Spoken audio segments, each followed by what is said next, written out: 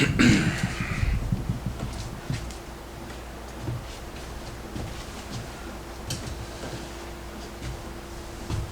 there and welcome to Story Time with Uncle Bill. And today's story, first job out of the halfway house, coming out of federal prison. I did 3 years in federal prison. I did 2.5 months at the halfway house. I worked at Bojangles and Tenny Painting in Wilmington, North Carolina. I worked at the Bojangles on College Street. It was always humping and pumping.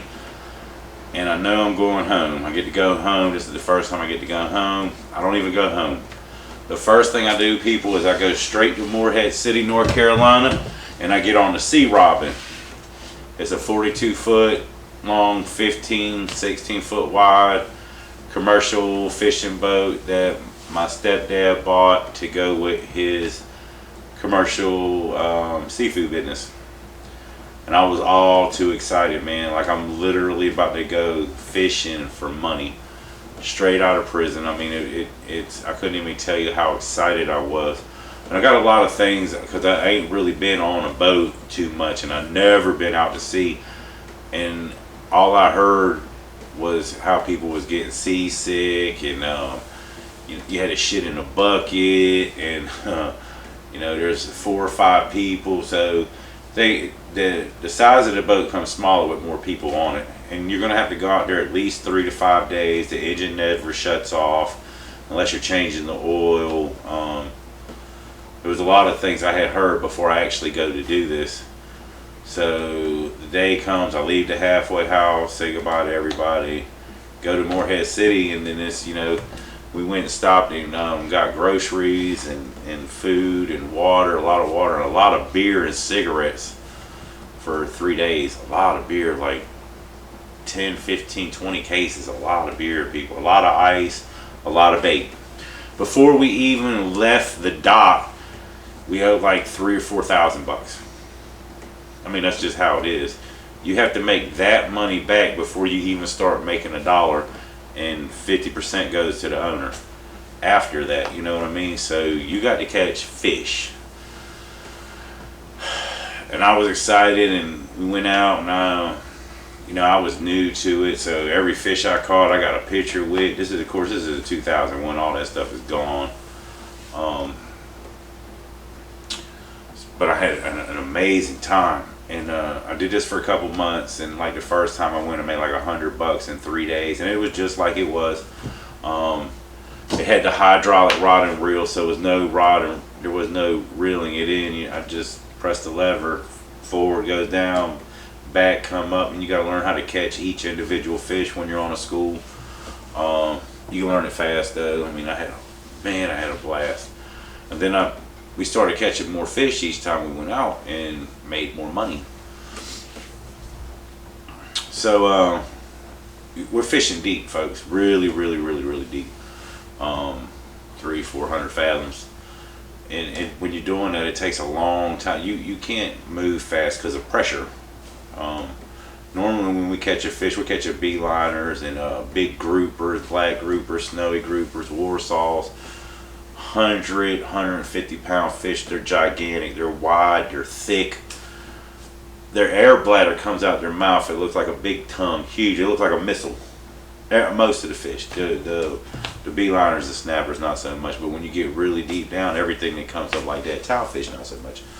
But them groupers, I mean, it really comes out. And we use rally rigs on groupers. That's 7, 8, 9 hooks, however many hooks you feel comfortable letting down without getting tangled up.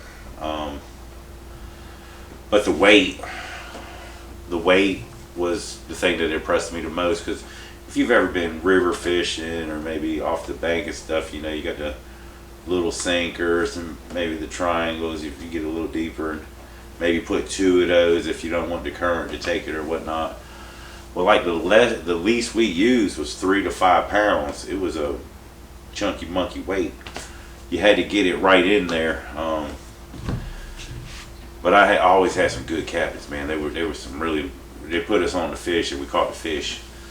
There's a lot of little stories to tell, but this is gonna be my biggest fish. So we was over a wreck, and anytime you was over a wreck, that's where you can catch like the most variety. You never really know when you throw your hook down, because the food chain. You know, you're hoping to catch beeliners, but then you got to, every time you bring it, and the fish that are around are smart people. If you go on the internet, go on YouTube and stuff, and watch fish going after fish caught. Orcas do it, sharks do it. Barracuda, amberjacks do it all the time. They're gonna take your fish. I've caught a bunch of heads, people. You know, the fish is coming up like this. Womp, all you catch is the head. I've caught great big heads, no body. Can't tell you how big the fish was. The head was this big, can't tell you nothing else about the fish. That happens all the time. I mean, you'll be sitting there, you catch 100 heads in one night. That's how serious it is. You'll get so tired of it, you'll just put 100 hooks on a line, put bait everywhere just to catch the predatory fish, and it might only be one. It just might be one amberjack down there just eating, tearing your damn catch up. And every fish we caught, like the cheapest fish we caught, probably like $5.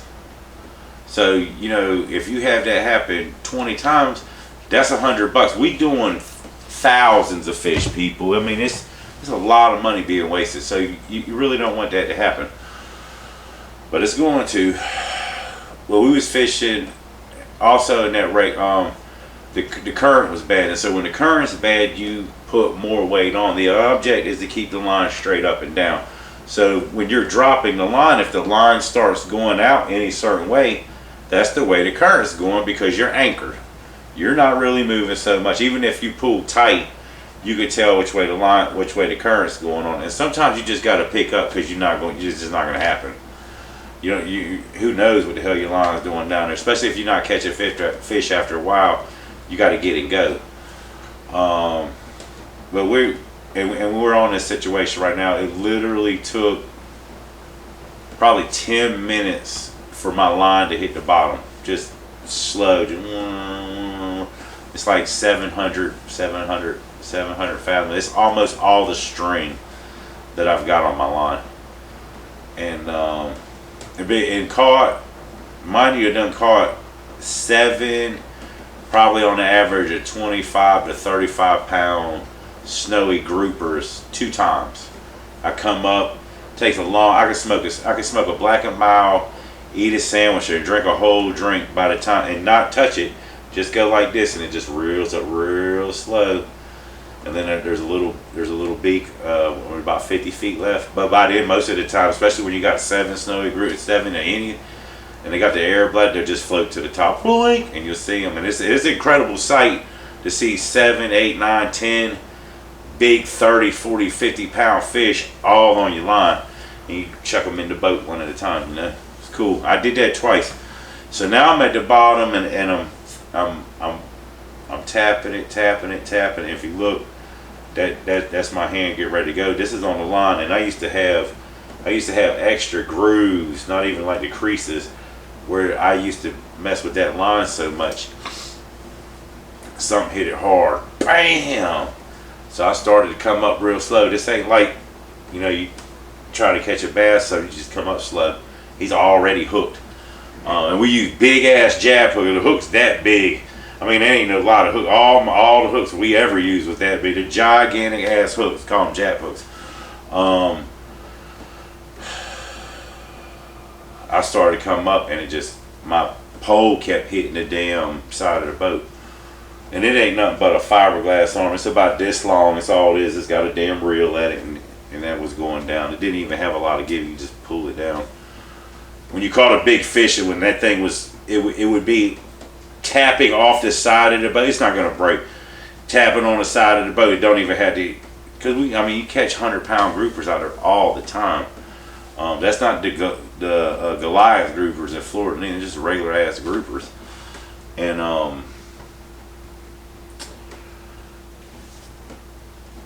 I'm thinking I'm stuck. Everybody's like, yeah, cut the line. Well, to cut the line, people, it's like $50.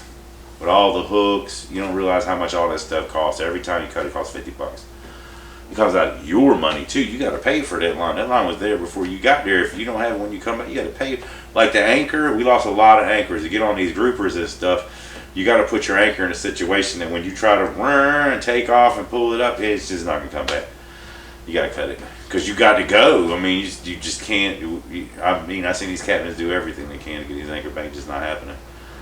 And every time we did, it was always risking it for grouper, and we always came out with a bunch of money, but we always lost the damn anchor. And when we lost the anchor, you almost had to go back because you couldn't really be on top of fish because the damn water's always moving. And I mean, that's just what it was. So I'm down there and I'm coming up, and my line's been pretty much straight up and down, not too much current. If it wasn't a current, at the time it was going straight up and down. So I'm bringing it up. I'm stuck, and it just unstucks, and you could just feel the line slack. I'm like, damn. So I go up a little faster, and if you don't think you got anything, you could just, I mean, it'll go. When you catch on yellow eyes, the beeliners with yellow eyes, they got a strong mouth. You can pretty much, what we used to do is when it hit the bottom, count to 3, come up a half a turn and pull that just, and you'd always have 2 beeliners on, chop them off, throw it down, and you just do that until it stops biting. And you could do that all night. I mean, just 2 to 4 pound fish all fast as you could bait it, drop it to the bottom, pull up a quarter turn, wait 3 seconds. You don't even feel the tug. Just start coming up, and then your line will go boom, boom, boom. That's what it looks like. That's when you start getting excited. You never know what's on the line either, you know. So I'm coming up and shit, and I'm thinking I don't have anything, and I'm not coming up fast because I don't care, because I'm gonna have to rebait the line. I'm wondering if I even got a hook on the line, because it could have popped off, you know. Because I was, you know, you go back and forward trying to hope it could wiggle, and my damn line shot out. People, you gotta understand something. When I tell you this thing's up, and I want to say I've got at least 15, maybe 20 pounds. It's a lot. I've got, I mean, a big ass, a big weight. It is huge, like a piece of concrete. A big, but it's metal. A big hunk of metal. 15, 20 pounds easy. It's heavy. You gotta place it over the boat. Bang the boat up, you know what I mean? And it shot off. The only thing I'm gonna be honest with you, because I'm smart. I know what it would take to move that, because the water can't do it. The water's not doing it. I mean, and this damn line, it came up out the water. You gotta understand, it's straight down. It came out the water like this. So whatever it is way the hell out there. That's the only way that could happen. And it went like 100 miles an hour. So it's either a submarine, a shark, or a whale, something gigantic. It's something big is moving a 15 pound. I mean, there's a lot of other big predatory fish that could have done that. Probably big sailfish or marlin or something.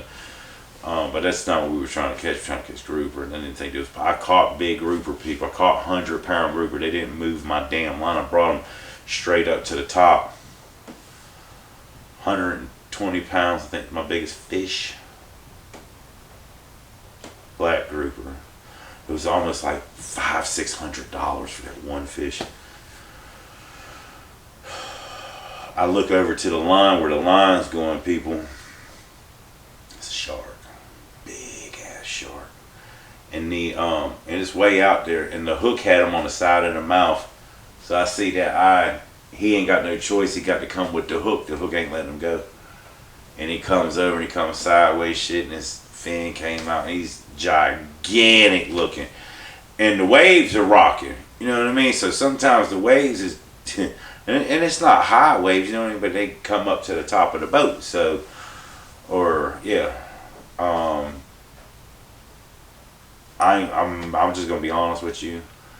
When I seen the shark, there was 4 other dudes that had been fishing. They were real commercial fish. They've been doing it for over 20 years. They was drunk as hell, high as hell. They was doing Percocets and drinking beer and smoking weed, cigarettes.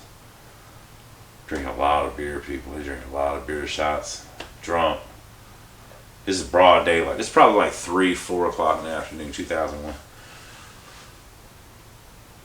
I was like, yo, somebody needs to get this thing. I ain't gonna de-hook them. And he looks gigantic to me. If you'd asked me how big he was, I would have told you easy 100 foot. He was huge. I would have probably guessed at least 20. Gigantic. He was big as hell. I can't even tell what kind of shark. They knew instantaneously. I had been fishing with these guys for a little bit now. So when we came into the dock after we went fishing, I would actually stay on the boat, and they would go and do what fishermen do, and that's go to the bar and get annihilated. And I would hang out with the fish, and in the morning time they would all show up as soon, and we docked in Morehead City, right there at Leslie's Fish House. And when they opened up in the morning, unloaded the fish and got paid. Jerry would come up, my stepdad would come up and be out there packing the fish out with us. When he got paid, we got paid. But there ain't no money in this shark, and it's big. And so I told the dudes, man, look, y'all got to do it. So they reeled in, they brought a gun out, brought it up to the back of the boat. It was all thrashing and shit. He was tired though. And the back of the boat was 15 feet long, people. And he was all of it. All of it and some. Just, he was pretty. Big sand tiger. Big ass sand tiger. Estimated somewhere between 5 and 750 pounds. Had to cut the line. Wasn't no ifs, ands, but I lost $60 catching that big ass shark. I was scared too. I'm gonna be real honest, because the boat never stops rocking. There's days where it's glassy, where the damn ocean is flat. I mean, just as flat as any lake that you've ever seen, not moving. The ocean's just like that. I only seen it a couple times. It was real pretty, where you can see down, because when the waves move, it causes distortion to look down. But where you can look down and you can see a long way down. People, when you can start seeing the fish coming up, and it's 1,000,000 miles down, and and it just gets bigger and bigger, and a fish that looks like that big, it turns out to be that big monster. Especially if you've ever seen stingrays or African pompanos that are just gigantic, flat, or big sunfish, big turtles. Man, you just see a turtle at the bottom, and he looks so damn small, and he comes up, and man, he's just as big as a car. Pretty ass. What is that? Wow. Or if you ever seen the sea turn color because of my. Those are all different stories and stories that come in. This is about the big tiger I caught, big sand tiger. I'm gonna be honest with you, he scared me. I didn't bring him to the boat. I brought him to the surface. They brought him to the boat and cut the line. That was the end of him. I had actually jumped in the water there, and I didn't do that no more. He was too big. As far as I'm concerned, animals only know two things: to eat and breed, and I'm not part of neither one. So I never jumped in the water. Not out there on no shipwreck anyway. And that's the story for today. And if you like it, hit the like button, share if you can, subscribe if you haven't. I got plenty more commercial fishing stories. So man, with some good times out there, and there's some real damn scary. If you've ever been out in the ocean, you know the joys and the dangers. Until then, man, y'all have a good day. Stay safe. Peace.